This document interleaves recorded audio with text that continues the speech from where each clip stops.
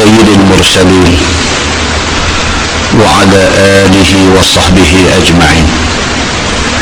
أما بعد، أيها المؤمنون اتقوا الله، أوصيكم وإياي بتقوى الله، faqad fazal muttaqun. Muslimin dan muslimat, mudah-mudahan dirahmati Allah Subhanahu wa taala. Di dalam sebuah hadis an Ibn Shumasah Al-Mahri radhiyallahu anhu qala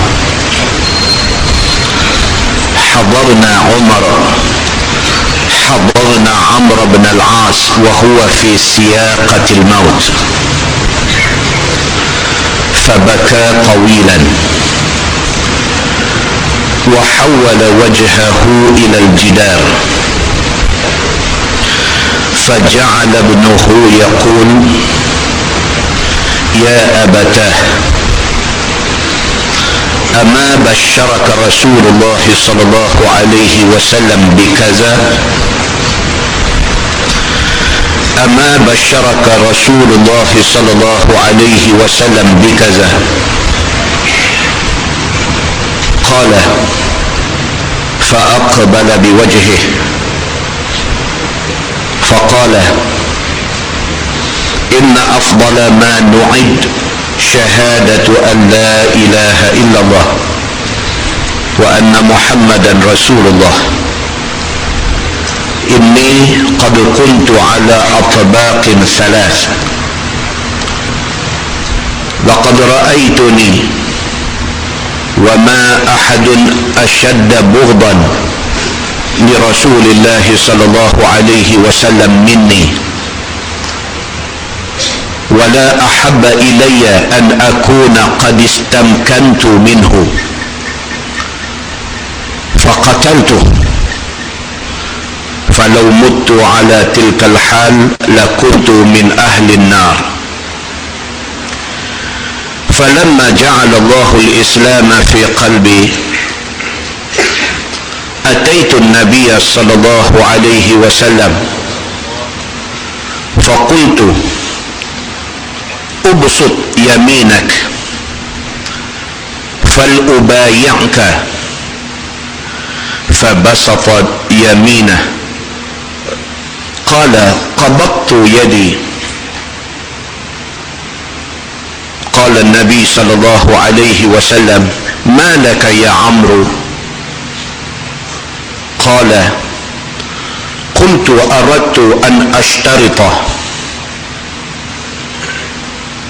قال النبي صلى الله عليه وسلم تشترط بماذا قلت أن يغفر لي قال النبي صلى الله عليه وسلم أما عملت أن الإسلام يهدم ما كان قبله وأن الهجرة تهدم ما كان قبلها وأن الحج يهدم ما كان قبله وما كان أحد أحب إلي من رسول الله صلى الله عليه وسلم ولا أجل في عيني منه وما كنت أطيق أن أملأ عيني منه إجلالا له ولو سئلت أن أصفه ما أطقت لأني لم أكن أملأ عيني منه ولو مت على تلك الحال لرجوت أن أكون من أهل الجنة ثم ولينا أشياء ما أدري ما حالي فيها فإذا أنا مت فلا تصحبني نائحة ولا نار فإذا دفنتموني فشنوا علي التراب شنا ثم أقيم حول قبري قدر ما تنحر جزور ويقسم لحمها حتى أستأنس بكم وأنظر ماذا أراجع به رسل ربي atau kama qala, hadis sahih riwayat Imam Muslim. Daripada Ibni Shumasah Al-Mahri radhiyallahu anhu, dia menceritakan ketika satu orang sahabat Nabi SAW yang bernama Amru bin Al-As sedang menghadapi sakratul maut. Amru bin Al-As ini satu tokoh kontroversi, tuan-tuan. Amru bin Al-As, dia ni satu tokoh kontroversi. Kalau kita ingat balik, ketika berlakunya satu peristiwa besar, ketika berlaku pergolakan di antara Sayyidina Ali bin Abi Talib dengan Muawiyah bin Abi Sufyan, kan Ali dah naik jadi khalifah, Muawiyah juga menuntut jawatan itu. Masing-masing pihak dengan masing-masing hujah, dengan masing-masing pasukan, sehinggalah membawa kepada satu yang dinamakan majlis tahkim. Di dalam majlis tahkim ini, wakil Ali ialah Abu Musa Al-Ash'ari, dan wakil kepada Muawiyah bin Abi Sufyan ialah Amru bin Al-As. Ni yang kita duk baca cerita hadis malam ni. Dia wakil kepada Muawiyah bin Abi Sufyan. Tapi pihak-pihak tertentu telah memberi gambaran yang buruk tentang kemelut yang jadi ini. Sebenarnya di antara para sahabat Nabi tidak seperti yang digambarkan oleh sejarah yang kita baca. Tapi itulah sejarah yang kita baca. Kita dulu mengaji sekolah, dia kata 5 ambil sejarah sampai dia kata 6 ambil STP pun ambil tes sejarah dan sebagainya. Dia ulang sejarah yang sama, sejarah yang memberi gambaran kepada kita seolah-olah para sahabat Nabi ridwanullah alaihim ajma'in ini adalah golongan yang gila kuasa. Ali sahabat Nabi, Muawiyah pun sahabat Nabi. Ali tak payah cerita dia dengan Nabi macam mana. Muawiyah bin Abi Sufyan, dia penulis wahyu pada zaman Nabi sallallahu alaihi wasallam. Tapi hasil penulisan sejarah yang kita baca tu, kita jadi memihak. Kita yang baca sejarah yang ditulis itu, kita jadi memihak, dan kebanyakan daripada kita memihak kepada Ali dan menganggap Muawiyah ni orang jahat. Berjayanya musuh menyerap masuk di dalam penulisan sejarah sehingga membuatkan sebahagian orang Islam terlupa kepada nas Quran dan hadis Nabi yang menceritakan tentang kebaikan para sahabat Nabi. Itu dia. Dan cerita berlaku gaduh di antara Ali dan Muawiyah ini seperti mana yang ditulis di dalam Tarikh At-Tabari. Dia petik satu riwayat daripada satu orang yang bernama Abu Mikhnaf. Abu Mikhnaf ni adalah pelampau Syiah. Abu Mikhnaf ini bukan sahaja Syiah, tetapi dia pelampau Syiah, ekstremis di dalam mazhab Syiah. Maka dia yang menulis ni, cerita yang sampai hari ni kita duk baca dalam buku sejarah ni, dia tulis. Abu Mikhnaf punya riwayat. Dia ceritakan apabila bergaduh di antara Ali dengan Muawiyah ni, maka wakil Ali Abu Musa Al-Ash'ari dengan wakil Muawiyah Amru bin Al-As ini pi dua-dua orang bincang. Kemudian dua-dua orang ni kononnya setuju untuk lucutkan jawatan dua-dua orang. Abu Musa Al-Ash'ari setuju untuk lucutkan jawatan Sayyidina Ali, dan Amru bin Al-As kononnya setuju untuk lucutkan jawatan Muawiyah. Kemudian bila duduk di depan orang ramai semua, bangkit mai Abu Musa Al-Ash'ari ini, dia dulu pergi bercakap. Dia kata hasil perbincangan saya dengan Amru bin Al-As, kami dua-dua setuju supaya dua-dua pemimpin ni, Ali dan Muawiyah ni, turun. Lepas itu kita serah kepada orang Islam pilih siapa untuk nak jadi ketua. Konon sejarah tulis macam tu. Dan kemudiannya apabila Abu Musa Al-Ash'ari pergi berdiri bercakap, kata kita setuju untuk pecat dua-dua orang, bangkit Amru bin Al-As ni, dia kata tuan-tuan semua dah dengar tadi Abu Musa Al-Ash'ari dah umum kata jawatan Ali dilucutkan. Saya wakil kepada Muawiyah, saya dengan ini mengatakan saya tidak melucutkan jawatan Muawiyah. Kononnya macam tu. Teruk sangat ke sahabat Nabi ni berebut jawatan? Satu. Yang kedua, bodoh sangat ke sahabat Nabi ni sampai boleh diperkena sampai macam tu. Tetapi itulah catatan sejarah yang dipersembahkan kepada kita sehingga kita semua percaya. Sedangkan tuan-tuan, yang dikatakan Amru bin Al-As yang digambarkan dalam sejarah tadi ni jahat dia ni. Berjanji dengan Abu Musa Al-Ash'ari lain, tiba-tiba buat kot lain. Amru bin Al-As ini di dalam sebuah hadis riwayat At-Tirmizi, Nabi SAW kata, aslaman nas wa amana Amru bin Al-As. Nabi SAW kata, aslaman nas wa aman Amru bin Al-As. Nabi kata manusia yang paling kuat Islam dan manusia yang paling kuat imannya ialah Amru bin Al-As. Nabi kata, takkan orang yang Nabi kata bagus macam tu tiba-tiba nak main jahat macam yang diceritakan dalam sejarah kepada kita. Nabi tak kenal ke orang jahat? Dalam sebuah hadis lain Nabi SAW kata, Nabi kata, inna Amr bin Al-As min salihi Quraisy. Nabi kata sesungguhnya Amru bin Al-As itu di antara orang yang paling saleh di kalangan orang Quraisy. Dua hadis tu tuan-tuan sudah cukup untuk kita nak nampak siapa Amru bin Al-As ini. Satu orang manusia yang di-endorse, yang dicap, yang disahkan oleh Nabi SAW dari segi Islamnya dan dari segi imannya, dia orang yang cukup baik. Tidak cukup dengan itu, di dalam hadis Al-Bukhari menceritakan, kata dia, anna Rasulullah sallallahu alaihi wasallam ba'asa Amr bin Al-As ala jaishi zati salasil.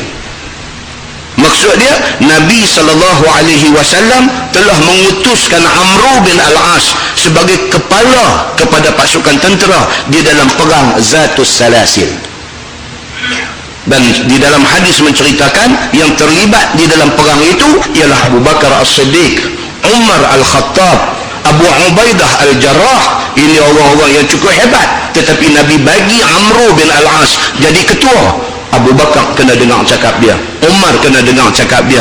Takkan orang yang seumpama ini diberi kepercayaan oleh Nabi SAW tiba-tiba dalam peristiwa tahkim dia mewakili pihak nak menipu Sayyidina Ali bin Abi Talib. Perbezaan di antara catatan sejarah dan juga nas daripada Nabi SAW. Jadi maksudnya apa tuan-tuan? Maksudnya kita kena husnuzan, kita kena berbaik sangka kepada para sahabat Nabi ridwanullah alaihim ajma'in.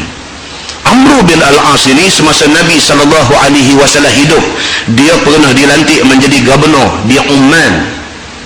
Sampai Nabi wafat, dia masih menjadi gubernur di situ. Takkan orang yang tak bagus Nabi bagi kepercayaan sehingga hayat Nabi SAW habis, Nabi masih mengekalkan dia sebagai gubernur di situ. Hadis yang kita nak baca malam ni cerita tentang saat-saat akhir Amru bin Al-As ini. Kata Ibnu Shumasah, kami hadir ketika Amru bin Al-As ini menghadapi sakratul maut. Fabaka tawilan. Dia kata Amru bin Al-As ini menangis dekat-dekat nak mati. Sebelum tu Paita Kembara KBD 8182 tolong ubah. KBD 8182 tolong ubah, mengganggu lalu lintas. Kata hadis tu, wahawala wajhahu ilal jidar. Menangis dia beralih tengok dinding. Dia tak mau tengok orang duk mai ziarah dia sakit. Ketika dia sakit menghadapi sakratul maut, sakit dekat nak mati ni, orang pakat mai ziarah, sahabat-sahabat Nabi pakat mai ziarah dia, dia tak mau tengok muka orang yang mai ziarah dia beralih menghadap dinding. فجعل ابنه يقول يا أبتاه أما بشرك رسول الله صلى الله عليه وسلم بكذا أما بشرك رسول الله صلى الله عليه وسلم بكذا. Anak dia duk pujuk dia, anak dia kata, ayah, awak ayah buat macam ni, orang mai ziarah ayah tak mau tengok muka mereka, ayah duk tengok dinding, awak ayah buat macam ni. Bila mati tak ada lain, bekal yang paling baik ialah asyhadu an la ilaha illallah wa asyhadu anna muhammadar rasulullah. Dia kata ke anak dia macam tu. Ni ayah nak bakal hang satu.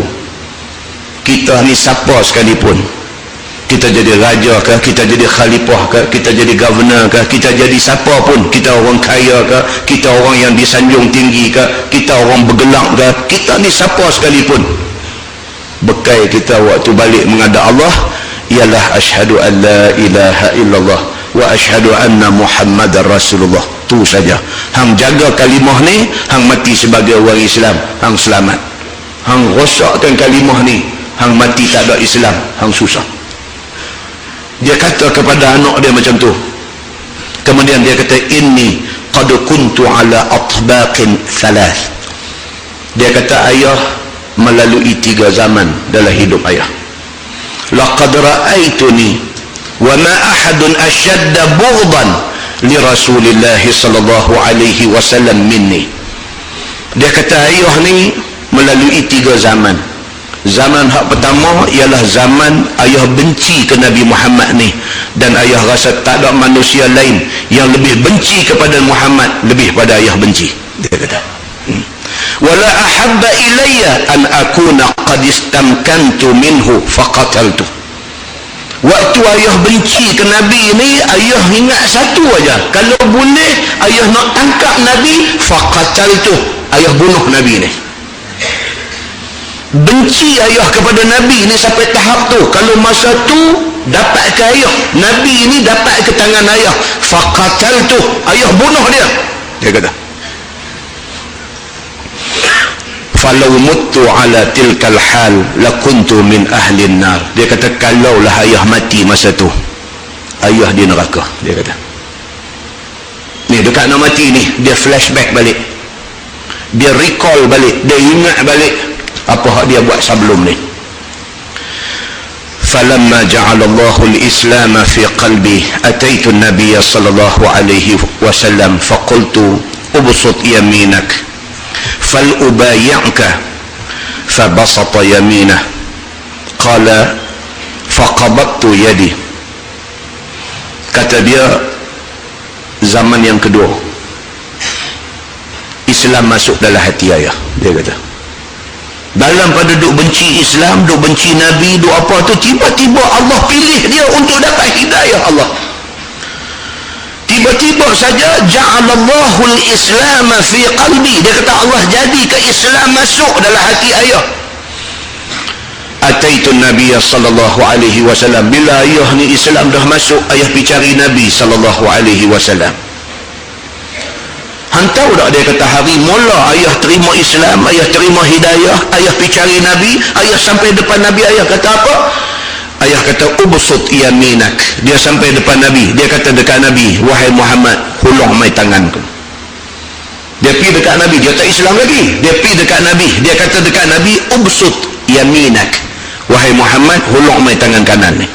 Dia kata, fal ubayyuka, aku nak bai'ah, aku nak janji taat setia, aku nak jadi orang Islam, aku nak pertahankan kamu. Dia kata lagu tu kepada Nabi sallallahu alaihi wasallam. Fabasata yaminah. Nabi pun suruh tangan kanannya. Nabi suruh tangan kanan dekat Amru bin Al-As. Kata Amru, faqabattu yadi. Bila aku suruh, aku pegang tangan Nabi, Nabi pegang tangan aku. Dia kata, qala, kata Nabi sallallahu alaihi wasallam, malaka ya Amr. Nabi kata, apa hal Amru? Nabi kata, Nabi kenal dia orang kenamaan. Nabi tengok dia main dalam keadaan dia tak Islam lagi. Dia main di depan Nabi, dia kata, ya Muhammad. Nabi kata, Amru, tahu tak kamu, masuk Islam menyebabkan Allah hapuskan semua dosa yang sebelum tu. Nabi kata dekat dia, hang tak payah minta syarat ni. Sebab apa? Sebab siapa pun masuk Islam, semua padam hak sebelum tu. Jadi dia ni kayaumi waladathu ummuh. Jadi dia ni macam hari mak beranak terbit daripada perut, bersih, suci. Nabi kata kat dia lagi, Nabi kata, wa annal hijrah tahdimu man kana qablaha. Bukan masuk Islam saja, orang yang ikut hijrah daripada Mekah ke Madinah, sampai saja mereka di Madinah, bersih mereka daripada semua dosa. Nabi kata lagi, wa annal hajja yahdimu ma kana qablah. Nabi kata bukan itu saja, bahkan siapa buat haji dan dia dapat haji yang mabrur, dia dibersihkan daripada semua dosa. Ini tuan-tuan, 3 ni jangan lepas. Kalau orang tak Islam, masuk Islam, cantik dia, bersih dia sebersih-bersihnya. Kalau dia ikut hijrah sama dengan Nabi, bersih dia sebersih-bersih dia. Hak 2 ni kita tak ada, tak dan. Hak nombor 3, barang siapa pergi haji dan dia buat haji ni dengan betul-betul ikhlas kerana Allah, dan dia dapat haji yang mabrur, balik dia macam hari budak baru beranak daripada perut mak. Muslimin dan muslimat yang dirahmati Allah sekalian, kata dia, wa ma kana ahadun ahabba ilayya min Rasulillah sallallahu alaihi wasallam. Dia kata hari itu, hari aku pergi depan Nabi, hari aku minta Nabi suar tangan kanan dia, hari aku jabat tangan Nabi, hari aku bagi syarat dekat Nabi, kalau sekiranya aku masuk Islam, aku nak Allah ampunkan dosa aku.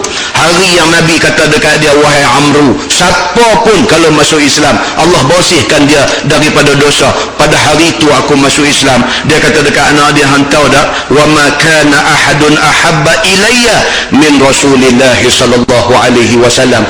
Bapa nak abad dekat hang satu benda, itulah hari bapa jadi sayang dekat Nabi ni. Bapa rasa tidak ada orang yang sayang Nabi lebih daripada bapa. Dia kata dia jadi sayang kepada Nabi sallallahu alaihi wasallam. Kata dia, wala ajalla fi aini minhu, sehingga kan tidak ada manusia yang paling terhormat pada mata aku selain Nabi sallallahu alaihi wasallam. Tidak ada manusia yang mata aku tengok dia dengan tengok penuh hormat, melainkan Nabi lah orang yang apabila aku tengok dia, aku rasa cukup hormat kepada dia. Wa ma kuntu utiqu an amla'a aini minhu ijlalan lahu, sehingga kan tak kuasa aku untuk nak angkat mata tengok muka Nabi kerana hormatnya aku kepada Nabi. Dia hormat, dia sayang, dia segan ke Nabi ni, sampai nak tengok Nabi itu pun terlalu hormat dia dekat Nabi. Tak boleh dia nak jamah rupa tubuh Nabi dengan mata dia. Walau su'iltu an asifah ma ataqtu, kalau siapa mai dekat aku minta aku sifatkan rupa Nabi macam mana, aku tak boleh nak sifatkan. Pasal apa? Pasal aku tak pernah pandang Nabi lama-lama, pasal aku segan dekat dia. Muslimin dan muslimat yang dirahmati Allah, ni ada buku tuan-tuan boleh beli. Buku dia panggil Syama'il Muhammadiyah. Apa Jabatan Mufti Pulau Pinang ada buat translation, terjemahkan buku ni, Syama'il Muhammadiyah, yang asalnya dikarang oleh Imam At-Tirmizi, imam hadis kita. Dia himpunkan dalam buku Syama'il ni cerita tentang diri Nabi sallallahu alaihi wasallam. Daripada start tajuk tu dia cerita tentang sifat tubuh Nabi. Yang kata Nabi Muhammad ni muka dia macam mana, dahi dia macam mana, kening dia macam mana, hidung dia macam mana, janggut dia macam mana, rambut dia macam mana, rambut dia belah di mana, rambut dia panjang mana. In detail dia cerita pasal Nabi sallallahu alaihi wasallam. Yang kata Nabi Muhammad ni pakaian yang dia suka apa, pakaian color apa, semua detail. Dia mai sampai tajuk Nabi ni sifat peribadi dia macam mana. Dia cerita pula satu-satu Nabi kalau makan macam mana, kalau minum macam mana, kalau berjalan macam mana, kalau semayang macam mana, in detail. Ada terjemahan, saya tengok di kedai buku tu Indonesia pun ada buat terjemahan kepada buku Imam At-Tirmizi ni, Syama'il Muhammadiyah. Ada tulis Syama'il Nabawiyah. Untuk beli baca, dia bawa main hadis-hadis cerita pasal Nabi, terjemahan dan huraian. Kalau ada satu ustaz mana boleh mengajar dia, ustaz ni suruh dia pegang teks tu baca, kita nak kenal Nabi sallallahu alaihi wasallam, baca buku ni. Muslimin dan muslimat yang dirahmati Allah sekalian, Amr bin Al-As kata, aku tak boleh nak sifatkan Nabi ni macam mana, pasal aku tak pernah tengok dia lama, kerana segan aku, hormat aku kepada dia begitu sekali. Dia kata, kalaulah masa tu walau mutu ala tilkal hal la rajautu an akuna min ahlil jannah, kalaulah masa tu aku mati cantik, dia kata, aku tentu dah ahli syurga. Dia kata Masa aku tengah doa dengan Nabi, aku sayang dekat Nabi, masa tu kalau Allah bagi aku mati, cukup cantik, dia kata. Aku ni min ahlil jannah, dia kata. Summa walina asya. Kemudiannya aku masuk peringkat ketiga dalam hidup aku. Aku diberi jawatan yang berbagai-bagai. Aku dilantik untuk menjawat berbagai-bagai jawatan, sehingga Nabi SAW sendiri lantik aku bagi jadi governor. Ma adri ma hali fiha.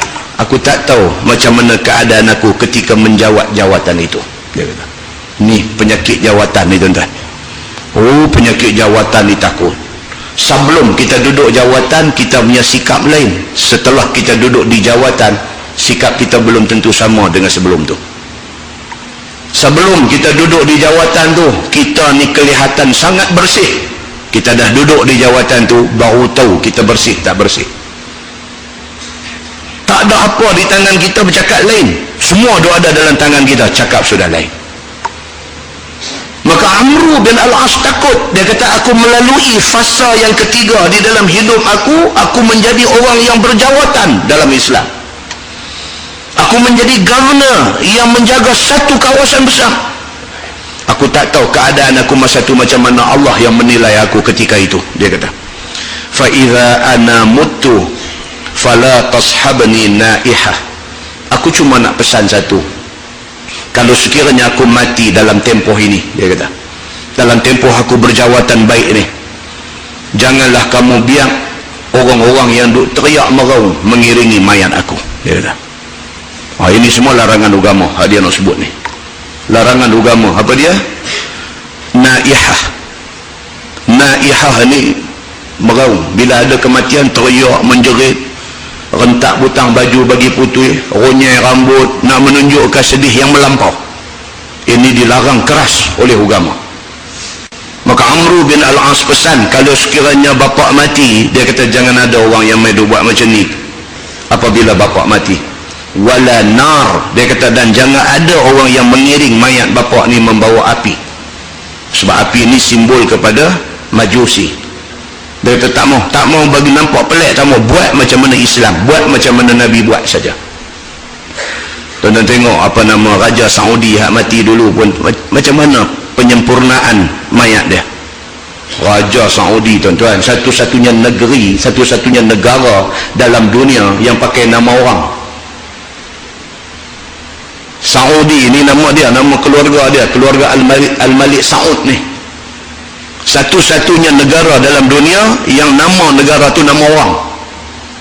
Al-Mamlakah As-Saudiyah, Al-Mamlakah As-Saudiyah. Saud tu nama depa. Kaya tu sahabat lah. Saudi punya kaya ni tu sahabat lah. Minyak duk membuat keluar tu dia punya. Negeri pun nama dia, minyak takkan bukan hak dia, hak dia. Mati dia macam mana? Tak ada apa.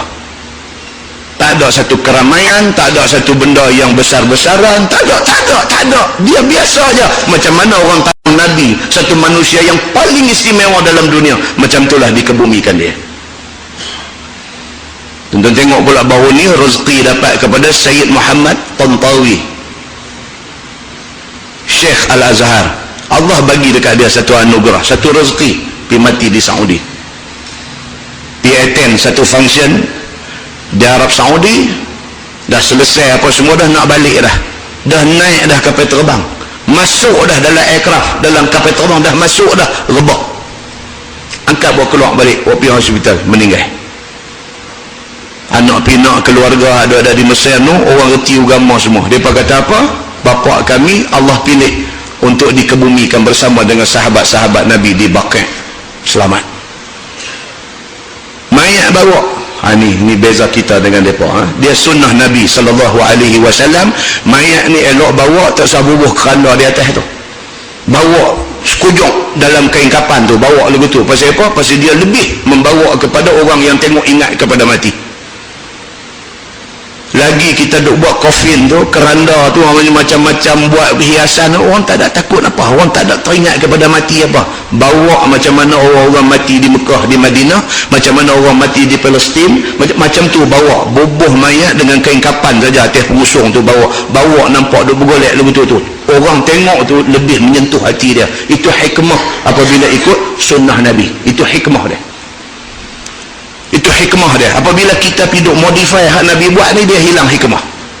Hilang hikmah. Buat dengan keranda bagi elok, dengan balut kain apa macam-macam, sampai jadi satu salah faham berlaku di satu kampung. Saya sebut di mana. Jadi satu kampung, mayat dah siap mandi, dah kapan, dah apa, dah bubuh dalam keranda nak pergi masjid. Pasal tak ada kain hak nak tutup keranda tu, dia tak bagi mayat angkat buat pergi masjid. Tu kain hak duk tutup atas keranda tu, kain tu tak ada.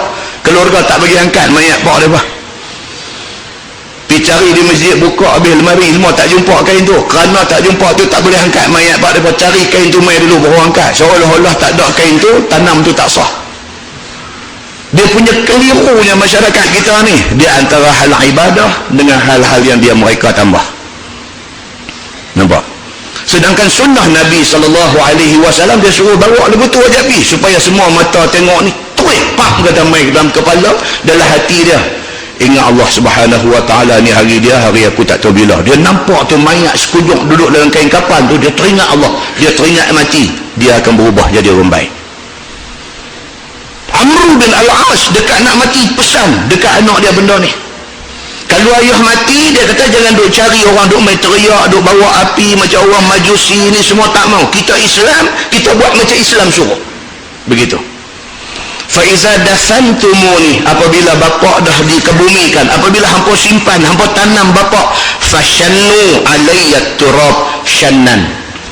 Kubur bapak tu pastikan tinggi sikit daripada biasa. Itu sunnah. Mayat apabila ke bumi, dia tak mau flat rata macam tu, dia kena tinggi sikit.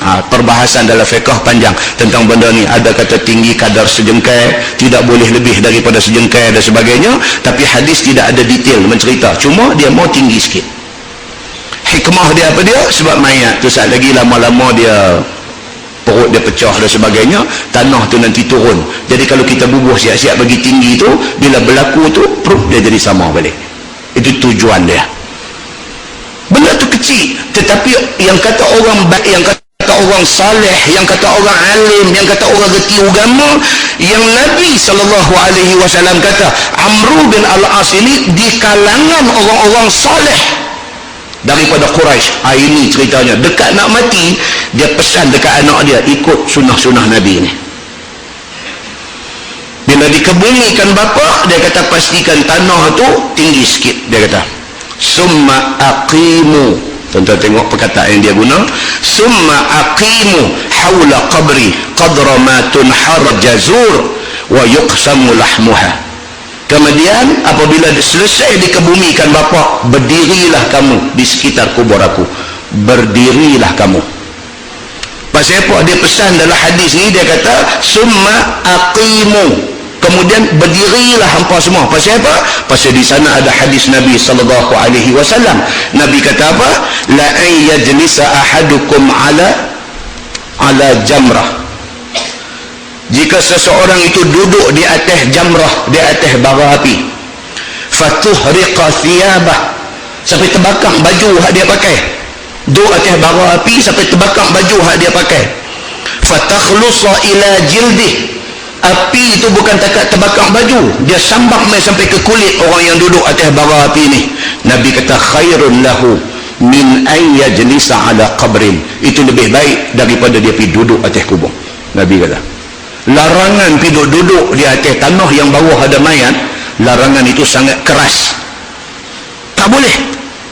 Kalau kawasan tanah kubur baru, tak ada siapa tanam lagi, duduk tak apa. Tapi kalau kawasan tu bawah dah ada dah mayat tanam, dilarang duduk. Nabi kata daripada pergi duduk atas kubur, lebih baik pergi duduk atas bara api, atas jamrah, terbakar baju, terbakar kulit, khairun lahu, itu lebih baik daripada dia. Oleh kerana begitu pesan Nabi, hadis sahih tuan-tuan, riwayat Imam Muslim. Oleh kerana begitu pesan Nabi SAW, maka Amr bin Al-As sebelum mati dia kata summa aqimu hawla qabri, kemudian hampa berdiri di sekitar kubur aku ni. Pada kadar disembelih satu unta, wa yuqsimu lahmaha, kemudian dibahagi-bahagikan daging dia. Tunggu sah, lepas tanam aku tunggu sah. Satu tazkirah satu orang buat di atas kubur tu. Cakaplah apa pun yang berbentuk tazkirah untuk nak bagi ingat ni kepada orang yang mai iring jenazah ke kubur ni. Satu tazkirah bagi di atas kubur ni dalam keadaan berdiri. Bagi tahu yang kata kubur ni hadis cerita apa cerita dia, ayat Quran ada pasal apa, cerita dia apa. Yang kata kubur ni boleh jadi raudhah min riyadil jinan, kubur boleh jadi satu taman daripada taman syurga, tapi kubur juga boleh menjadi hufrah min hufarin niran, boleh jadi satu lubang daripada lubang api neraka. Ni pesan dekat kawah mai ni. Hari ni hari kawan kita, kita tak tahu hari kita bila. Saat lagi kita tinggalkan dia, saat lagi dia akan didatangi oleh Munkar dan Nakir. Munkar dan Nakir akan tanya dia macam cerita, baca hadis apa-apa sikit, agak-agak elok satu doa bagi dekat dia. Itu disuruh oleh Nabi SAW. Dan Amru bin Al-As pesan benda ni, dia kata tolong buat benda ni dekat aku.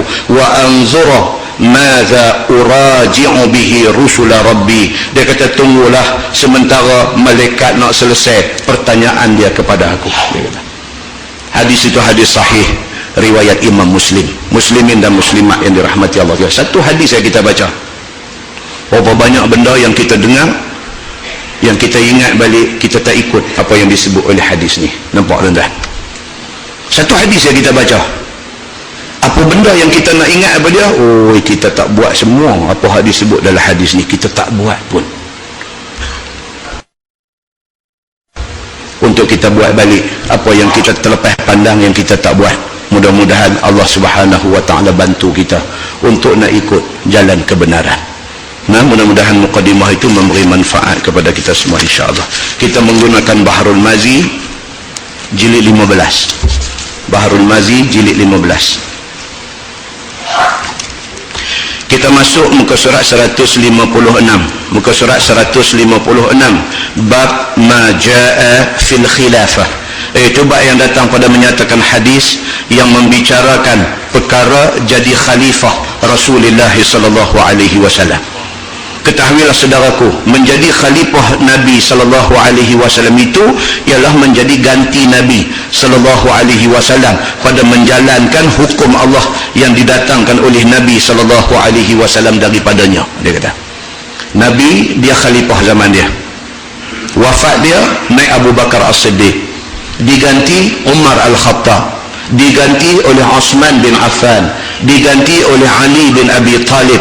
Ini semua adalah khalifah kepada Nabi sallallahu alaihi wasallam, dan dia menjalankan pemerintahan mengikut macam mana yang dijalankan oleh Nabi sallallahu alaihi wasallam semasa hidup Nabi. Dia kata menurut sebagaimana jalan yang dibuat oleh Nabi sallallahu alaihi wasallam, maka menjadi khalifah itu boleh ia sehidup Nabi. Dia kata menurut sebagaimana jalan yang dibuat oleh Nabi sallallahu alaihi wasallam, maka menjadi khalifah itu boleh ia dijadikan khalifah Rasulullah sallallahu alaihi wasallam yang mau kembali ke rahmatullah. Dia kata cara nak lantik jadi pengganti kepada khalifah ini boleh. Yang pertama dengan cara khalifah hak ada tu, sebelum dia mati dia namakan pengganti dia. Itu boleh. Contohnya seperti siapa? Seperti Abu Bakar As-Siddiq, sebelum dia mati dia tunjuk dah, nak ganti aku Umar Al-Khattab. Itu satu, dia kata. Dan boleh juga dengan beberapa jalan lain daripada itu. Bermula dalil yang menunjukkan harus boleh jadi khalifah dengan dijadikan oleh khalifah yang mau mati itu ialah hadis yang dikeluarkan oleh Imam At-Tirmizi dengan kata dia, an Abdullah bin Umar radhiyallahu anhuma qala qila li Umar bin Al-Khattab law istakhlafta qala in astakhlif faqad istakhlafa Abu Bakr. Diriwayatkan daripada satu sahabat Nabi sallallahu alaihi wasallam yang alim, nama dia Abdullah bin Umar bin Al-Khattab. Dia anak Sidina Umar Al-Khattab, disebut dia ni sebagai satu orang yang alim, memang dia alim. Kata dia telah dikatakan konotika Sayyidina Umar mati kena tikam ketika dia nak mengimamkan sembahyang di masjid. Orang rupahan mai daripada belakang tikam rusuk dah, jatuh terburai, darah semua keluar di mihrab tempat imam ni. Di situ dia mai cerita macam-macam. Dalam kitab sejarah dia cerita apabila dia kena tikam jatuh, dia tengok dia kenal orang yang tikam dia ni. Umar dan dia kata tangkap anjing ni. Ada satu riwayat cerita macam tu. Dalam keadaan duk sakit tu, Umar panggil anak dia ni, yang riwayat hadis ni, Abdullah bin Umar bin Al-Khattab. Anak dia ni dia panggil, dia kata tolong Sa'ad lari pi ke rumah Aisyah radhiyallahu anha. Rumah Aisyah tepi masjid aja. Tolong Sa'ad pi ke rumah Aisyah, sampaikan salam aku kepada dia dengan lafaz Assalamualaikum. Tanya Aisyah, boleh tak boleh kalau sekiranya bapak mati? Umar kata, bapak nak dikebumikan di tepi dua kawan baik bapak. Siapa dia? Nabi SAW dengan Abu Bakar As-Siddiq. Tolong saya pergi tanya Aisyah ni, dalam duk sakit ni, sayang kepada Nabi tu tak boleh nak lupa. Tolong saya, dia kata pergi rumah Aisyah, sampai salam bapak dekat dia, kemudian sekali dengan tanya dia, kalaulah sekiranya bapak mati, boleh tak boleh bapak dikebumikan dekat dengan kawan baik bapak? Siapa dia? Nabi dengan Abu Bakar As-Siddiq. Anak dia Abdullah bin Umar bin Al-Khattab bangkit terus pergi ke rumah Aisyah, bagi salam, bagi tahu bapak aku sudah kena macam ni. Bapak suruh tanya benda ni macam mana Aisyah? Aisyah jawab apa? Aisyah kata, sebenarnya aku simpan, sebenarnya aku reserve tempat tu untuk aku. Dia kata, pasal apa? Pasal kubur Nabi tu rumah dia, rumah Aisyah. Pasal apa? Pasal Nabi tu suami dia. Pasal apa? Pasal hak sebelah Nabi tu Sayyidina Abu Bakar tu bapak dia. Maka Aisyah radhiyallahu anha ada hak untuk reserve tempat tu untuk dia. Satu rumah dia, satu Nabi itu suami dia, satu Abu Bakar tu bapak dia. Kalau dia duduk di tepi tu sebagai orang yang ketiga, cantik lah. Tapi Aisyah kata apa? Dia kata, oleh kerana yang minta ni Umar Al-Khattab, aku bagi tempat tu dekat dia. Tak apalah, kebumikan aku bersama dengan ramai-ramai lagi dibakar. Dia kata, dia korban benda ni. Umar Al-Khattab ni dalam keadaan duk sakit tu, dia main cerita ni, orang PBC dekat dia, wahai Amirul Mukminin, adalah tuan hamba sekarang sudah sedia maklum sakit teruk. Entahkan tuan hamba kembali ke rahmatullah, tinggal kami seperti mana ayam tak ada ibu. Dia bagi kata kat dia, ataupun tinggal kami seperti kambing tak ada gembala. Maka jadilah kacau bilau orang yang tinggal ini apabila tidak ada kepala dan tidak ada pemimpin yang memelihara mereka, dan boleh membawa kepada bahaya akhirnya. Tuan-tuan, kalau tak ada pemimpin, bahaya. Pasal apa? Pasal siapa nak bagi final say, cakap yang last ni, nak kata apa ni, siapa nak bagi kalau ketua tak ada? Orang yang tidak dilantik menjadi ketua kata, orang tak pakai yang siapa? Maka perlunya kepada ketua ni pasal apa? Pasal apabila jadi apa-apa, hak nak bagi final say, penghabis punya arahan ni siapa? Pasal orang akan bagi idea, akan bagi pendapat ni ramai. A kata macam ni, B kata macam ni, C kata macam ni, D kata macam ni. Nak ikut hak mana satu ni? Dia perlu ada satu orang yang finalize benda ni, yang nak bagi final punya cakap. Hak nak bagi final itu pemimpin. Kalau pemimpin tak ada, kacau bilau satu negara. Maka menyedari benda ni lah tuan-tuan, apabila Nabi wafat, sahabat-sahabat semua ada di balai Saqifah Bani Sa'idah. Yang urus mayat Nabi siapa dia? Ali bin Abi Talib, Abu Bakar As-Siddiq, Umar Al-Khattab, Osman bin Affan, Abu Ubaidah Al-Jarrah, semua nama-nama besar sahabat ada di Saqifah Bani Sa'idah. Duk bincang siapa nak ganti Nabi. Mayat Nabi ni siapa urus? Ali bin Abi Talib urus. Pasal apa Ali urus? Pasal dia orang yang paling dekat dengan Nabi. Pasal apa dia dekat? Pasal dia satunya, dia sepupu Nabi. Yang kedua, dia menantu Nabi. Pertalian darah dengan Nabi. ada pihak ambil kesempatan atas apa yang berlaku ni. Mereka kata apa? Mereka kata tengok semua orang duk gila jawatan, Ali seorang yang ikhlas, dia duk jaga jenazah Nabi. Bukan itu ceritanya. Cerita dia apa? Ni tajuk yang kita baca ni, fil khilafah. Nak cerita kata soal khilafah itu penting, maka semua sahabat duk ada di sana. Bukan kerana mereka mau jawatan, tetapi kerana perkara ini perkara penting. Cerita mai dalam sejarah ni, kalau tuan-tuan baca cerita yang menggambarkan sahabat ni berebut nak ambil tempat tu, digambarkan dalam buku sejarah ni. Konon-kononnya golongan muhajirin, orang-orang Mekah yang hijrah mai ke Madinah, Abu Bakar As-Siddiq, Umar Al-Khattab, Osman bin Affan, Ali bin Abi Talib, ini semua muhajirin. Mereka orang Mekah mai ke Madinah, mereka nak jawatan tu. Orang-orang Ansar, penduduk Madinah yang tolong Nabi ketika Nabi mai, yang tolong muhajirin yang mai ni, pun digambarkan dalam sejarah kata nak juga jawatan tu. Digambarkan seolah-olah para sahabat Nabi ni gila jawatan, seolah-olahnya jadi perdebatan, jadi perbahasan. Muhajirin klaim kata mereka lebih layak. Pasal apa? Pasal mereka orang Mekah sama dengan Nabi. Pasal apa? Pasal mereka orang yang mengalami susah ketika Islam mula bangkit. Pasal apa? Pasal mereka lah yang banyak berkorban untuk Islam pada zaman awal-awal dia. Kononnya muhajirin klaim jasa-jasa mereka. Apatah lagi mereka adik-beradik dengan Nabi SAW. Ansar pula kononnya bangkit bercakap jasa mereka pula.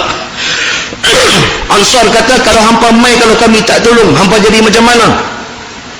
Jasa kami jangan dipandang kecil. Kami bagi harta benda kami setengah kepada hampa untuk nak mula kehidupan di sini. Kami yang isteri lebih daripada seorang, dua, tiga, empat, kami ceraikan bini kami bagi hampa menikah.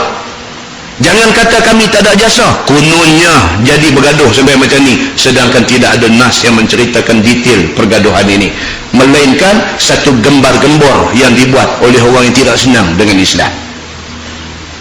Ni benda ni tuan-tuan kita kena tahu. Pasal kita baca, kita duduk sangka kita baca tu betul. Hak kita baca tu sejarah, bukan Quran, bukan hadis. Apabila mai Quran ataupun mai hadis menceritakan tentang peribadi luhur para sahabat Nabi, kita kena pegang yang ni. Kita kena tolak sumber-sumber yang tidak pasti. Muslimin dan muslimat yang dirahmati Allah sekalian. Itu pada zaman Nabi, pada hari Nabi wafat. Ini pula pada hari ni, barangkali dia kata bergaduh orang mau jadi kepala. Kawah bisik dekat Saidina Umar ni, dia kata kalau sekiranya Amir Mukminin tak tunjuk siapa nak ganti ni, nanti jadi bergaduh, dia kata. Ataupun orang ini mau jadi kepala sehingga berbunuh-bunuh sama-sama Islam pula. Jikalau kiranya Tuan hamba, yakni Umar, jadikan seseorang daripada siapa-siapa yang Tuan hamba nampak patut jadi khalifah, maka bolehlah Tuan hamba wasiatkan dan angkatkan dia menjadi khalifah daripada masa hidup Tuan hamba ini. Dia ni kata kalau nak cantik, dia kata kat Saidina Umar, Tuan lantik siap-siap, jadi orang tak bergaduh, dia kata. Tak macam kita lah ni lah, bukan dalam soal apa nama melantik jawatan ketua, dalam soal harta tinggal pergi banyak mana pun. Tapi anak ada ni pakai perembang tengok ni tanah bendang hak ni ayah nak bagi kat siapa, ni tanah payah ni nak boleh ke siapa. Jadi anak-anak ni kita tak mati lagi daripada duduk congok lah. Oh kata ya ni aku kalau boleh tanah payah ni jenuh lah. Dia kata nak tambun tanah ni saja upah 100 lori. Oh kalau boleh tanah bendang ni lega lah. Tapi kalau tanah bendang ni ayah bagi kat adik bongsu, punggah jahanam aku, dia kata anak-anak ni. Jadi setengah ibu bapa ni tak mati lagi pun dah sakit kepala dah, ni esok bergaduh budak-budak ni. Jadi dia buat macam mana? Sebelum dia mati, dia hebohkan siap-siap. Ada kata ni ayah bagi siap-siap dah ni, ni bagi kat dia ni bagi kat dia ni, ayah bagi siap-siap, esok ayah mati empat jangan bergaduh, dia kata. Tengok-tengok tak dan dia mati lepas bergaduh, lepas hawin dia keluar, apa pun tak ada, anak-anak ambil habis dah. Dia sedang tapak rumah dia pun bagi ke anak dah. Anak kata ayah geran dah main nama saya dah ni ayah, saya duduk sembang dengan bini saya, kami nak masuk main dah rumah ni, tu elok lah kalau ayah nak pergi rumah orang tua-tua mana pun, dia kata. Untuk agak-agak anak-anak ni boleh buat lah benda ni. Boleh tuan-tuan, boleh buat. Dengan tak main masjid mengaji, dengan tak ambil tahu agama ni, dia boleh buat. Ayah tukang nama saya dah ke ayah? Dah saya pun bukanlah nak halau ayah, tapi nak abang lah tanah ni, rumah ni hak saya lah ni. tuan, ini penyakit ni. Takut. Pasal apa? Benda yang melibatkan kuasa, benda yang melibatkan harta benda, ini benda boleh jadi macam-macam. Maka bisik kawan ni kepada Umar Al-Khattab ni, dia kata takut jadi bergaduh. Kerana dengan letak Tuan hamba, tiada boleh siapa menarik diri daripada menurut dan mendengar apa perintah khalifah yang Tuan hamba letakkan itu. Dia kata kalau Tuan pilih siap-siap siapa, orang akan ikut semua. Kalau bagi pilih esok bergaduh, dia kata. Apabila didengar oleh Umar akan kata orang yang demikian itu, maka Umar pun menjawab. Kata dia adalah perkara menjadikan khalifah sebelum mati itu harus jua pada syarak. Dia kata memang tak salah, dia kata. Walaupun Nabi nak wafat, Nabi tak lantik siapa-siapa. Selepas Nabi wafat tu, perbincangan di Saqifah Bani Sa'idah tu, mereka tengok balik. Tengok balik, oh, Nabi bila sakit, Nabi mau Abu Bakar menjadi imam sembahyang.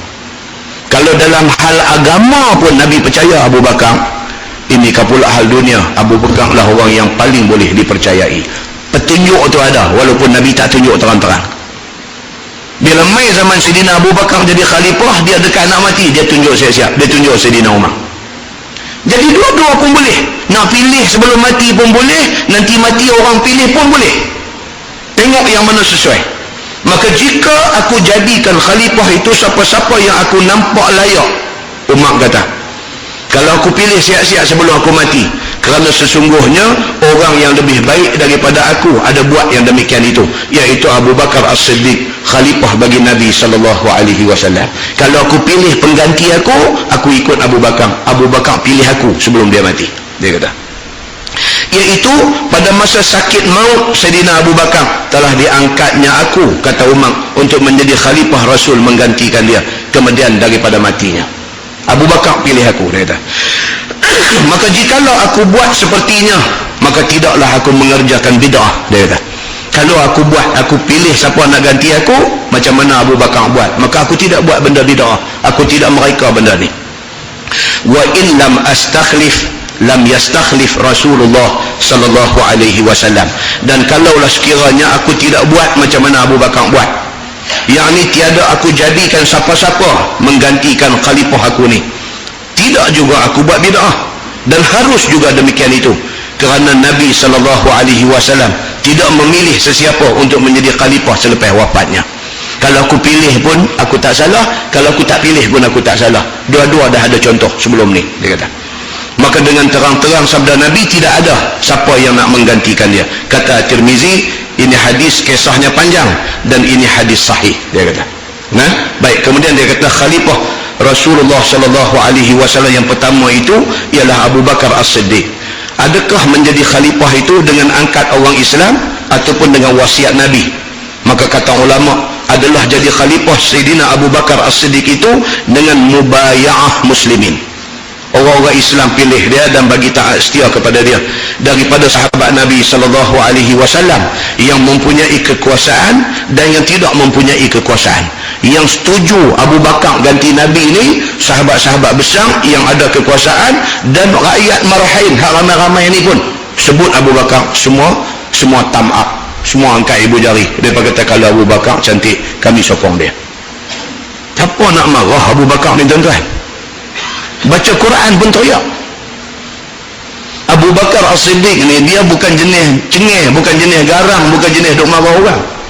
Abu Bakar As-Siddiq ni kalau jadi imam, baca Quran pun teriak. Macam ni dilantik jadi khalifah, tak ada siapa bangkang, okey semua. Maka dia dipilih oleh semua orang sekali. Sungguh juga tiada ada jadi khalifah dengan berwasiat Nabi yang berterang-terang, tetapi dengan isyaratnya itu ada. Dia kata isyarat daripada Nabi.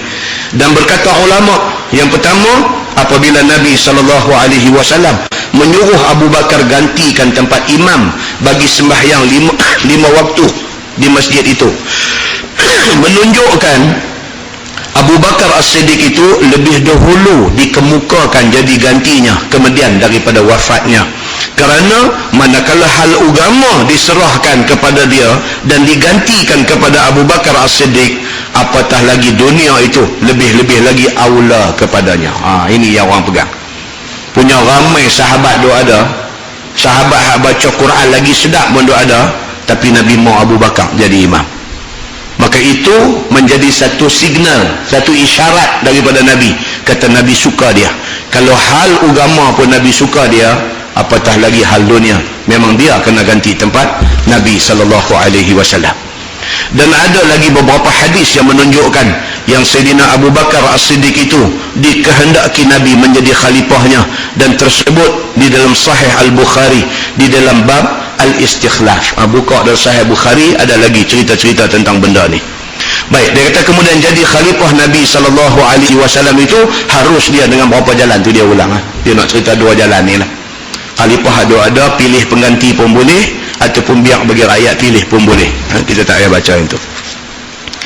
Bawah sana tuan-tuan dia kata jadikan ada berkhalifah itu wajibkah atas orang Islam. Yang tu tak payah baca. Maksud dia apa? Wajib. Ada khalifah, ada ketua ini wajib ke atas orang Islam. Baik, muka sebelah tuan-tuan, bawah tu, bawah dia kata masalah kejadian khalifah itu 30 tahun. Yang ni kita baca, yang saya gazet pada bulan lepas ni. Khalifah ini jumlah dia 30 tahun. Sesungguhnya telah datang khabar bahawasanya sebenar-benar khalifah itu 30 tahun saja. 30 tahun saja, yakni di dalam 30 tahun selepas daripada wafat Nabi SAW dijalankan oleh khalifah-khalifahnya. Itu saja yang dianggap khalifah Nabi. Lepas Nabi wafat, mula daripada tu 30 tahun. Siapa yang duduk dalam tempoh tu, itulah khalifah Nabi SAW. Dan kemudian daripada itu tidaklah cukup sempurna kejadian khalifah itu, dan tidak cukup dijalankan apa jalan Nabi SAW. Adapun makna tak cukup sempurna kejadian khalifah itu ialah seorang yang naik jadi khalifah Nabi SAW itu ada kalanya dengan jalan berebut. Dia tak marah, rebut tak marah. Kalau zaman kita lah ni pun kira dia kena pilihan raya jadi baru cantik. Kalau beli ahli parlimen, beli ahli Dewan Negeri, tak mau yang tu. Tu kira tak cantik, tak gentleman, dia kata begitu. Tak patut berlaku benda macam ni, dan patutnya digubal satu undang-undang kalau ada yang melompat tempat tu kosong, pilihan raya balik. Pasal apa? Pasal dia mengkhianati orang yang mengundi dia. Betul tak betul? Tu nak kata berai lah sikit kalau betul pun. Kamu nak berai. Muslimin dan muslimat yang dirahmati Allah, itu standard. Memang itu standard. Siapa pun, dia bukan masalah parti A, bukan masalah parti B. Siapa pun kalau kenal tak boleh lagi. Pasal apa? Pasal orang rakyat pilih orang lain pergi pegang kuasa. Tak mau macam tu. Dia kena gentleman benda ni. Dia dipilih atas parti cap A. Kalau dia nak lompat di parti cap B, dia kena kosongkan kursi itu. Orang pilih lain. Kalau orang mau parti cap B, tak apa. Itu pilihan orang. Itu baru gentleman, dia kata. Maka dalam Islam pun dia kata bila main nak ambil jawatan khalifah ni, dia jadi berebut, tak mau, dia kata. Itu sudah jadi keluar daripada yang agama mau. Maka tiada ada orang angkatkan dia, orang tak angkat dia, tapi dia hidup berebut nak ambil tu. Tak mau macam ni, dia kata. Ini tak gentleman. Hanya naik ia mengaku khalifah sebagai seorang yang mau jadi raja besar, maka naik ia menjadi raja besar dengan pedangnya ataupun dengan kekuasaannya, guna kuasa untuk nak pegang apa-apa ni. Tak mau macam tu, dia kata. Biar orang pilih dengan cara yang selesa. Orang mau siapa, bagi orang tu naik. Begitu. Muslimin dan muslimat yang dirahmati Allah sekalian. Kemudian dia kata merampas kerajaan itu daripada orang ramai. Tak mau macam ni, dia kata. Orang ramai mau orang lain, kita pergi rampas, dia tak mau. Dia kata macam ni, tak mau. Dengan tiada mengendahkan sesiapa. Orang komplain, orang tak mau dengar, dia nak buat cara tu juga. Tak boleh macam tu. Ni kitab ni tulis tahun 50-an dulu, nampak sesuai dalam bela ni apa dia tulis ni. Tengok kitab tahun berapa puluhan dulu ni, tahun 50 dulu ni tulis, tahun 40-an tulis, sampai hari ini boleh lagi pakai apa dia tulis ni. Baik, dia kata maka sudahlah jadi khalifah Nabi SAW itu tidak sempurna sebagaimana hukum Allah dan hukum Rasulnya yang tiada tersemat di dalam kitab. Dia kata benda ni terkeluar daripada aturan agama, tak ada dalam kitab, tidak ada dalam Quran, tidak ada dalam hadis. Dan ada pun perjalanan khalifah kemudian daripada 30 tahun daripada wafat Nabi SAW itu pun tidak cukup sempurna juga dijalankan sebagaimana hukum syarak. Selepas daripada 30 tahun dia dah jadi tak apa nak cantik lah. tak 100% dah ikut jalan Nabi SAW.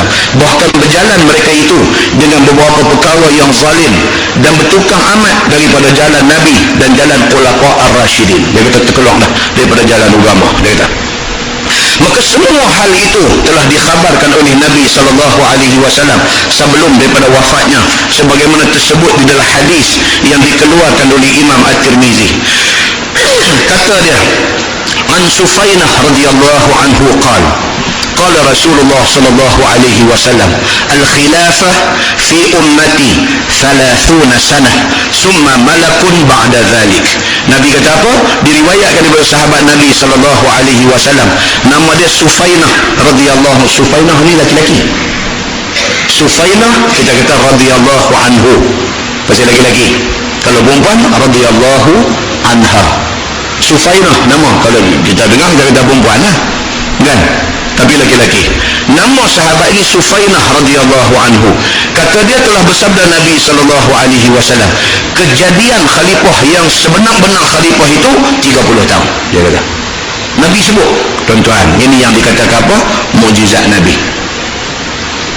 Mana ada lagi Abu Bakar belum lagi tahu nak jadi tak jadi khalifah, kalau dia jadi nak jadi berapa tahun tak tahu lagi, tapi Nabi sebut dah. Nabi kata yang dikatakan khalifah aku ni dalam tempoh 30 tahun. Nabi kata tu, Nabi tak tahu lagi. Kata Abu Bakar esok nak merintah berapa tahun nak mati bila, Umar nak merintah berapa tahun nak mati bila, Osman nak perintah berapa tahun nak mati bila, Ali nak perintah berapa tahun nak mati bila. Nabi pun tak tahu, tapi Allah suruh dah Nabi abang kata khalifah Nabi ni 30 tahun. Begitu. Maka di dalam 30 tahun itu ada cukup adil dan sempurna akan jalan khalifah itu. Dalam 30 tahun tu jalan Islam diikut sepenuhnya sebagaimana jalan Nabi SAW, dan jadi luah Islam pada zaman itu. Adapun kemudian daripada 30 tahun itu, raja-raja besar dan sultan dan sebagainya yang menjadi pemerintah raja-raja besar dan sekalian sultan itu, tiada banyak lagi yang bersetentangan dengan jalan Allah, dengan jalan Nabi SAW. Lepas itu dia mula gelap, dia tak ikutlah jalan agama hak sebenar ni, bahkan ada yang zalim. Dia mula main dah, dia kata. Dan sebagai samun menyamun pada pangkat dunia dan sebagainya. Dia main dah, dia jadi hubbur riyasah, dia kata. Hubbur riyasah, jadi gila dengan pangkat, dengan jawatan ni. Nak ada pangkat, nak ada jawatan ni sampai ke tahap dia jadi macam-macam, dia jadi leceh habis semua. Bergaduh ni sampai bukan setakat fitnah lagi dah, sampai ke tahap upah orang bunuh. Pasal kuasa. Bukan setakat fitnah, bukan setakat rasuah, itu dianggap kecil lah ni. Kalau setakat buat fitnah dekat orang tu dianggap kecil lah ni. Kalau setakat main duit nak dapat kuasa, itu dianggap kecil lah ni. Lah ni dia dah main ke tahap apa? Kerana nak kuasa, upah orang dibunuh. Ini yang dia bagi tahu ni. Dia dah main ke tahap apa dia? Sebagai jadi samun menyamun pangkat dunia ini. Dah jadi sampai macam tu dah, dia kata. Summa qala li Sufainah, amsik khilafat Abi Bakr wa khilafat Umar wa khilafat Uthman. Summa qala li amsik khilafat Ali, qala fawajadnaha 30 sana. Yang ni yang nampak mukjizat Nabi ni. Dia kata kemudian berkata Sufainah kepada aku, yakni berkata Sufainah kepada Sa'id bin Jumhan, pegang olehmu akan jari kamu. Dia kata ni, hang kira dengan jari. Aku nak abang faham yang Nabi kata khalifah itu akan berakhir cukup-cukup 30 tahun. Hang kira dengan jari hang, dia kata, supaya boleh aku bilangkan kejadian khalifah di dalam 30 tahun itu macam mana. Dia kata, iaitu khalifah Sayyidina Abu Bakar As-Siddiq lamanya 2 tahun. Dia kata, dia kira balik, Abu Bakar jadi khalifah 2 tahun aja. Dan kejadian khalifah Sayyidina Umar Al-Khattab iaitu 11 tahun. Umar lama, 11 tahun. Dan kejadian khalifah Osman bin Affan 12 tahun. Osman paling lama, 12 tahun. Ingat balik kuliah kita bulan lepas, kita cerita Osman jadi macam mana tuan-tuan, mai kepung rumah dia dan apa. Dan Osman bin Affan ini berbagai-bagai tuduhan orang bagi dekat dia, dia clear semua tuduhan-tuduhan tu pun dia tak orang pakai. Dia kata Allahumma na'am, betul apa yang hang kata, tapi kami tetap nak bunuh hang hari ni. Kuliah kita bulan lepas. Dan Osman bin Affan ni punya gentleman, sahabat-sahabat Nabi hak lain ni tawarkan diri nak main pertahankan dia pada hari itu. Dia tak mau. Dia suruh semua orang pergi. Dia suruh dia pergi buat haji kerana itu time musim haji. Dia suruh semua orang pergi ke lain. Dia kata kalau sekiranya orang tak puas hati dengan aku, biar aku berhadapan dengan mereka. Tinggal dia dengan bini dia, dia jaga pintu. Bini dia terpotong jari-jari semua. Dia kerat jari bini dia. Dan dia ditikam ketika tengah baca Quran. Dikatok kepala pecah dan sebagainya.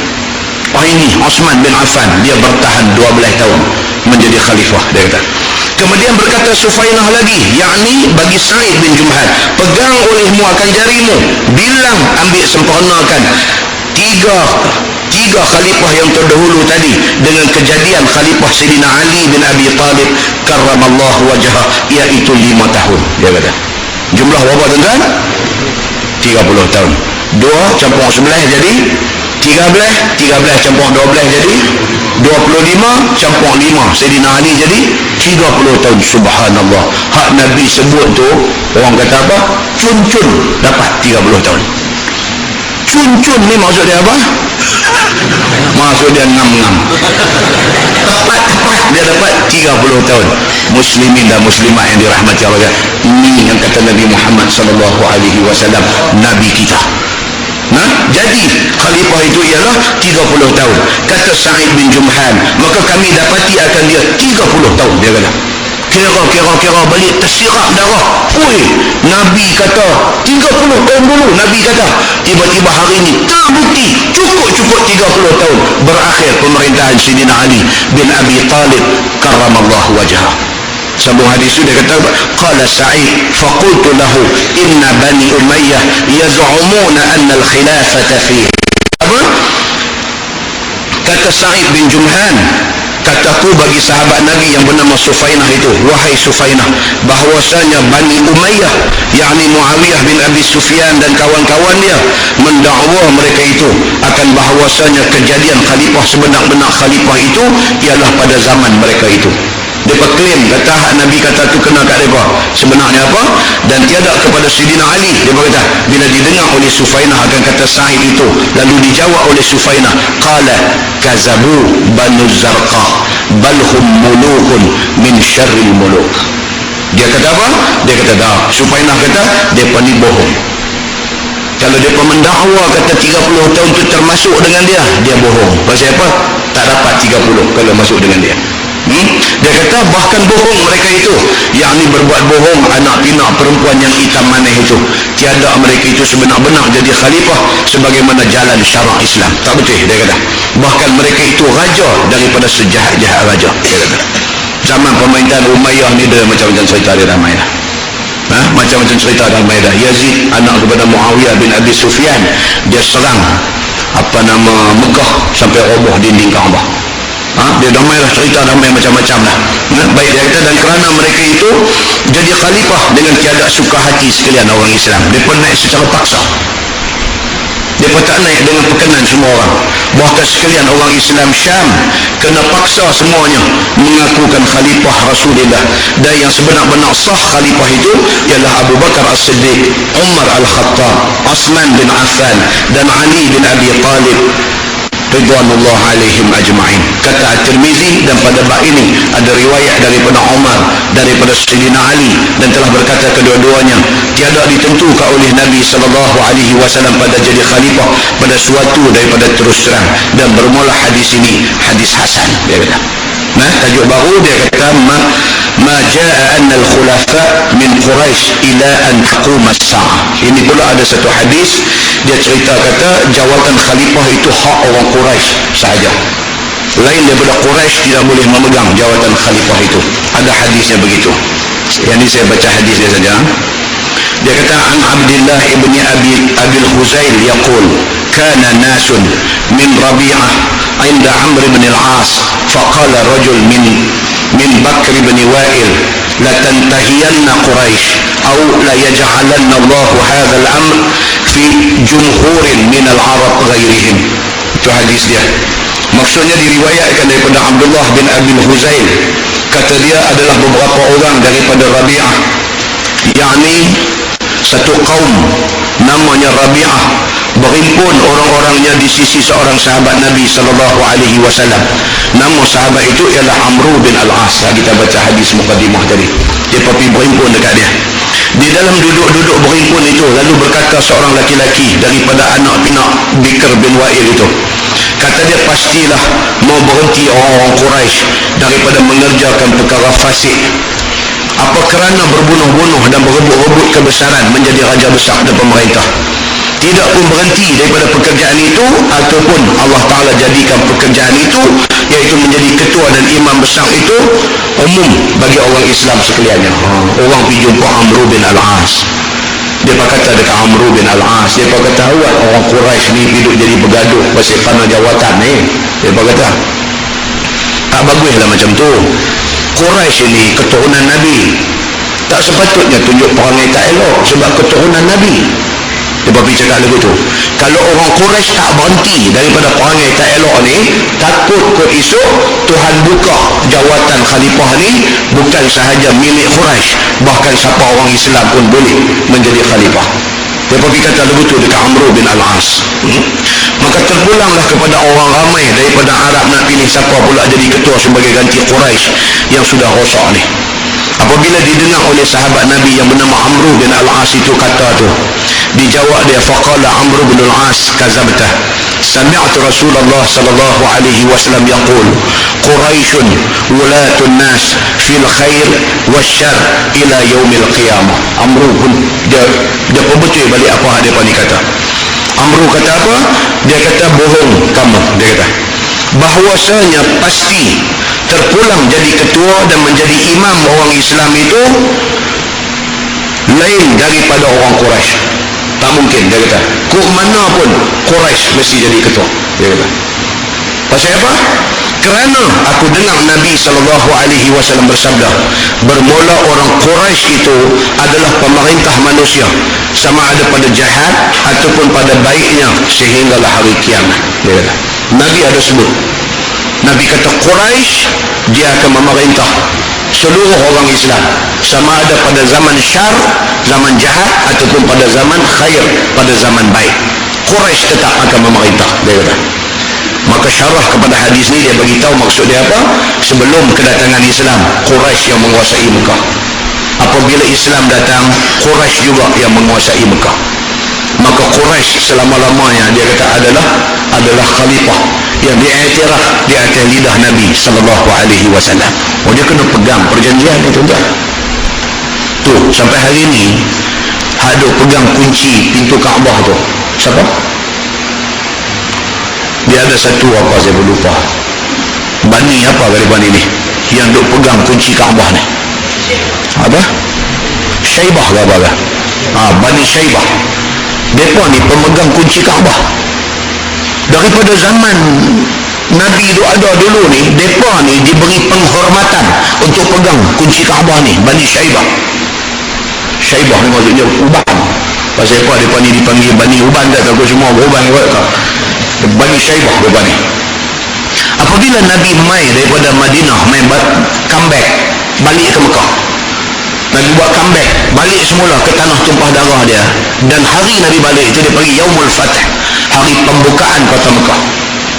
Bila Nabi masuk dalam Mekah tak ada tumpah darah. Nabi masuk dan kontrol balik menguasai Mekah tanpa berlaku perang, tak ada tumpah darah. Di antara benda yang Nabi buat apa dia? Nabi minta pintu Kaabah dibuka. Nabi nak masuk semayang di dalam Kaabah. Masa tu kena pergi cari balik ni pemegang kunci Kaabah ni, Bani Syaibah. Dia mai dan dia buka. Dia tidak Islam, dia bukan orang Islam. Dan selepas itu Sayyidina Ali bin Abi Talib tunjuk intention, dia tunjuk minat dia tunjuk kemahuan dia untuk nak pegang kunci Kaabah. Dia beritahu dekat Nabi intention dia, kehendak dia, kemahuan dia untuk nak jadi pemegang kunci Kaabah. Nabi tak bagi. Nabi kata pasal apa? Pasal memang turun-temurun dah pemegang kunci Kaabah ini adalah daripada Bani Syaibah, maka mereka lah yang akan memegang amanah ini. Nabi kata sampai hari ini, tuan-tuan, sampai hari ini keturunan dia yang duk pegang kunci itu. Mailah Al-Malik Saud ke apa ke siapa Raja Saudi siapa pun, King Abdullah apakah ada hari ni, kalau hari Husnul Kaabah, hari yang kata nak buka pintu Kaabah, yang kata kononnya basuh, kau bukan basuh pun, masuk pilat lah muka begitu aja, kan? Mereka ni kena main pemegang kunci Kaabah ni, Bani Syaibah, dia kena main bismillah buka untuk siapa-siapa masuk pun. Pasal apa? Pasal itu perjanjian yang dibuat sejak daripada zaman sebelum Islam sampailah zaman Nabi. Nabi meneruskan perjanjian itu, dan Bani Syaibah selepas daripada itu pakai masuk Islam semua sekali. Pasal apa? Pasal Nabi hormat, Nabi bagi penghormatan kepada mereka. Mereka kata Nabi boleh dengan kuasa yang ada dekat dia, dia boleh ambil kunci itu bagi kepada siapa-siapa untuk pegang, tapi Nabi menghormati perjanjian itu, mengenangkan yang tu. Mereka masuk Islam, Bani Syaibah ni. Muslimin dan muslimat yang dirahmati Allah, ini benda-benda yang jadi. Kemudian selepas daripada itu adalah perbincangan tentang Quraisy dan sebagainya. Wallahualam. Lepas ini insyaAllah kita masuk satu tajuk yang sangat menarik, tuan-tuan. Kira tak menarik ni tak ada, kira begitu. Dia jumpa ni kira menarik semua. Yang tu yang jadi nak kena main setiap bulan tu, pasal menarik setiap bulan. Tajuk yang akan datang insyaAllah kita akan tengok bab maja'a fil a'immatil mudillin. Itu tajuk dia, itu kata menarik. Tajuk dia apa? Bab yang datang pada menyatakan hadis yang membicarakan a'immah, pemerintah ataupun imam-imam al-mudillin, yang menyesatkan orang yang diperintahnya. Dia jadi al-a'immah,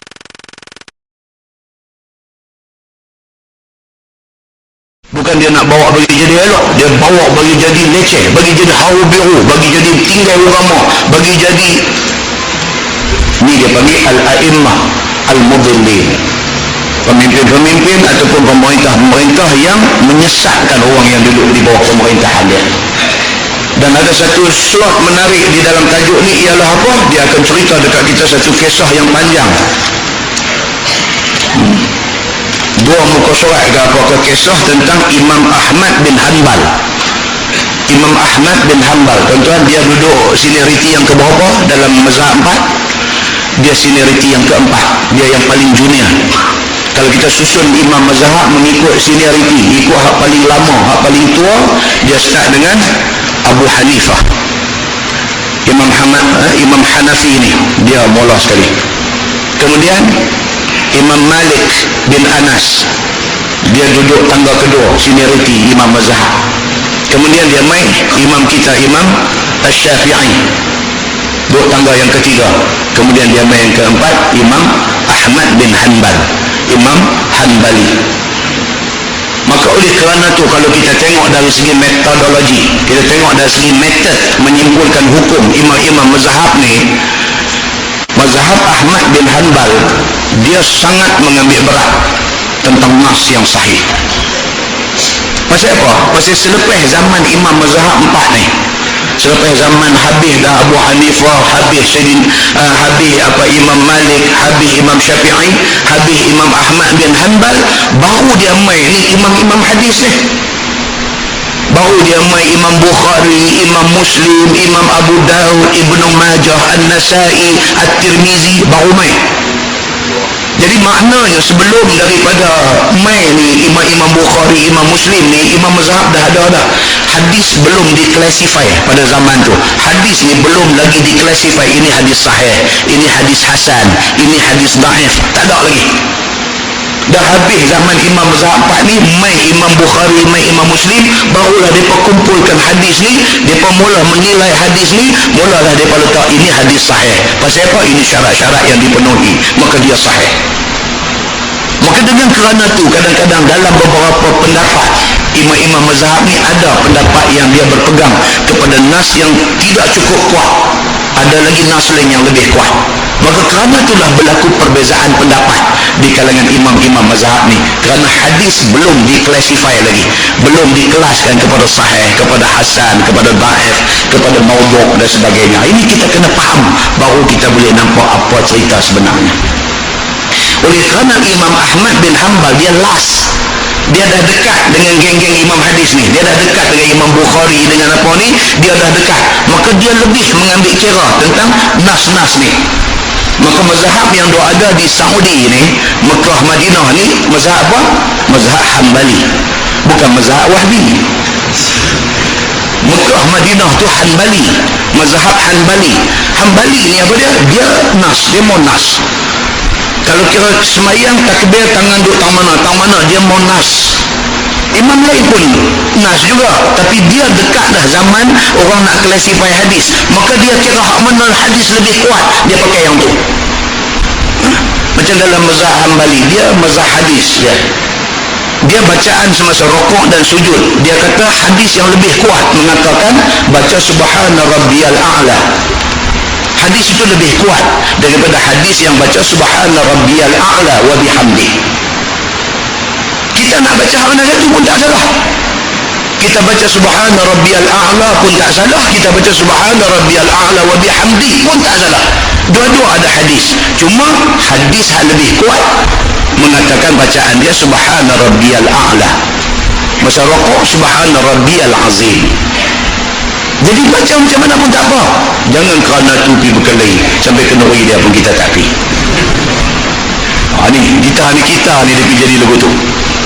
Jangan sampai jadi macam tu. Pasal apa? Kita memahami kepelbagaian pendapat dan memahami nas yang dipilih untuk dibuat sandaran, maka kita akan jadi satu orang yang terbuka untuk nak menerima kepelbagaian ini.